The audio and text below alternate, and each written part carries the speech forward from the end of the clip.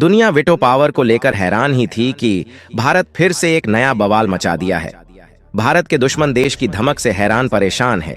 चीन खुद को 30 मार खान समझता था, लेकिन भारत ने इस बार उसे ऐसा पटका है कि सुपर पावर माने जाने वाले देशों की नींद हराम हो गई है। अब आप यह सोच रहे होंगे कि आखिर भारत ने ऐसा क्या कर दिया है कि पूरी दुनिया की आंखें फटी की फटी रह गई हैं। चीन पाकिस्तान के पसीने छूट रहे हैं और दुनिया के हुक्मरान कांप रहे हैं। दोस्तों, भारत की उपलब्धि जानकर आप खुशी से झूम उठेंगे, लेकिन इस बार जो कुछ हुआ है वह तो पूरी दुनिया के लिए किसी आश्चर्य से कम नहीं है और यह कमाल करके दिखाया है। दोस्तों, पूरी अपडेट क्या है समझते हैं इस वीडियो में। उससे पहले भारत की कामयाबी के लिए वीडियो को लाइक करके चैनल को सब्सक्राइब कर दें, क्योंकि आपके लिए 1 सेकंड का काम है। इससे हमारी काफी मदद होती है। अगर आप एक सच्चे देशभक्त हैं तो कमेंट्स में जय हिंद जय भारत जरूर लिखें।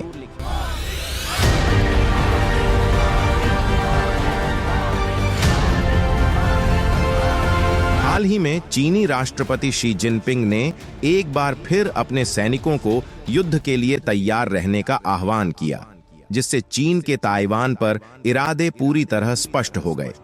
चीन की सेना ताइवान के आसपास लगातार बड़े पैमाने पर युद्धाभ्यास कर रही है और जिनपिंग के इस बयान के बाद ताइवान पर हमले की संभावना बढ़ती जा रही है। अब सवाल यह है कि अगर चीन ने ऐसा कदम उठाया तो क्या भारत ताइवान की रक्षा के लिए आगे आएगा या फिर अपनी न्यूट्रल नीति बनाए रखेगा। पहले चीन ताइवान विवाद की बात करें। यह संघर्ष गहरी जड़ों वाला है। चीन ताइवान को अपना हिस्सा मानता है, जबकि ताइवान खुद को एक स्वतंत्र राष्ट्र के रूप में देखता है।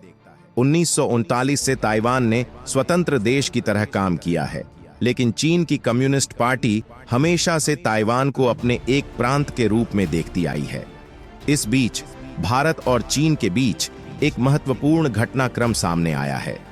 भारतीय विदेश मंत्रालय के विदेश सचिव ने बताया कि भारत और चीन के बीच ऐतिहासिक समझौता हुआ है।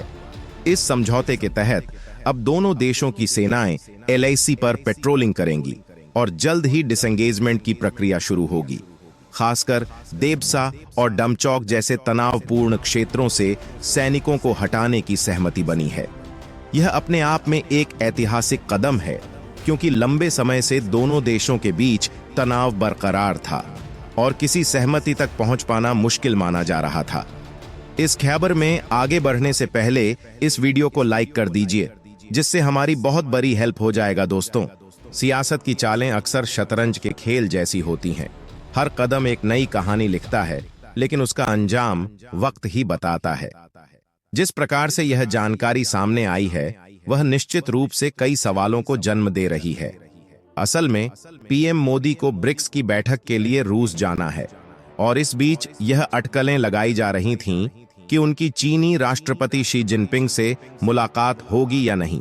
जब विदेश सचिव विक्रम मिश्री से इस बारे में पूछा गया तो उन्होंने संकेत दिया कि हम प्रधानमंत्री मोदी और शी जिनपिंग की संभावित मुलाकात को लेकर काम कर रहे हैं, लेकिन यह सब कुछ समय और व्यवस्थाओं पर निर्भर करेगा। हालांकि उन्होंने इस बातचीत में यह भी खुलासा किया कि भारत और चीन के बीच LAC पर पेट्रोलिंग को लेकर एक नई ऐतिहासिक सहमति बन गई है। भारतीय विदेश मंत्रालय ने भी बताया कि बीते कई हफ्तों से भारत और चीन के बीच लगातार राजनयिक और सैन्य वार्ता चल रही थी, जिसके परिणाम स्वरूप दोनों देशों ने LAC पर तनाव कम करने के लिए समझौते पर सहमति जताई है। इसी कारण अब वहां से सैनिकों की वापसी का मार्ग प्रशस्त हो गया है और पेट्रोलिंग की व्यवस्था भी की जा चुकी है। यह घटनाक्रम दिखाता है कि भारत और चीन अपने पुराने तनावपूर्ण संबंधों को सुधारने के लिए प्रयासरत हैं। कूटनीति में हर चाल एक पहेली होती है, लेकिन उसका उत्तर समय ही खोलता है। ताइवान खुद को 1939 से एक स्वतंत्र राष्ट्र मानता आ रहा है, जबकि चीन की कम्युनिस्ट पार्टी हमेशा से उसे अपना एक प्रांत मानती रही है। चीनी राष्ट्रपति शी जिनपिंग के हालिया बयान और ताइवान के चारों ओर किए जा रहे युद्धाभ्यास से यह स्पष्ट हो चुका है कि चीन ताइवान पर कब्जा करने के लिए किसी भी हद तक जाने को तैयार है। जिनपिंग ने ताइवान के चारों ओर युद्धपोत, फाइटर जेट्स और मिसाइल सिस्टम तैनात कर दिए हैं। जिससे ताइवान की सुरक्षा पर एक गंभीर खतरा मंडराने लगा है।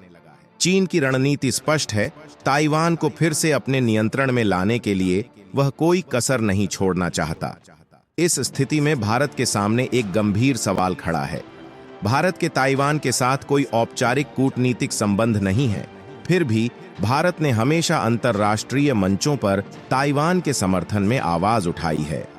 व्यापार और सांस्कृतिक संबंधों के मामले में भी दोनों देशों के रिश्ते धीरे धीरे मजबूत हो रहे हैं। भारत के लिए ताइवान संकट एक संवेदनशील उदाहरण है। चीन के बढ़ते आक्रामक रुख के बीच भारत की स्थिति बेहद नाजुक है। एक तरफ कूटनीतिक तटस्थता और दूसरी तरफ ताइवान का समर्थन। शांत समुद्रों से कुशल नाविक नहीं निकलते, संघर्ष ही सच्ची रणनीति की परीक्षा है। चीन के साथ भारत के सीमा विवाद पहले से ही गहरे हैं और ऐसे में ताइवान के समर्थन में खड़ा होना भारत के लिए एक और जटिल स्थिति उत्पन्न कर सकता है। ताइवान के खिलाफ किसी संभावित चीनी हमले की स्थिति में भारत को यह गहराई से विचार करना होगा कि वह किस भूमिका में खड़ा होगा। इस वक्त चीन ने ताइवान के आसपास अपने सबसे बड़े युद्धाभ्यास शुरू किए हुए हैं, जिसमें सैकड़ों युद्धपोत, फाइटर जेट्स और मिसाइल सिस्टम शामिल हैं। चीन का उद्देश्य स्पष्ट है, वह ताइवान पर हमला करने के लिए पूरी तरह तैयार है। शी जिनपिंग के हालिया निर्देश इस बात को पुख्ता करते हैं कि चीन अपनी सैन्य शक्ति को निरंतर मजबूत कर रहा है। इस स्थिति को देखते हुए भारत के लिए यह एक गंभीर चुनौती है।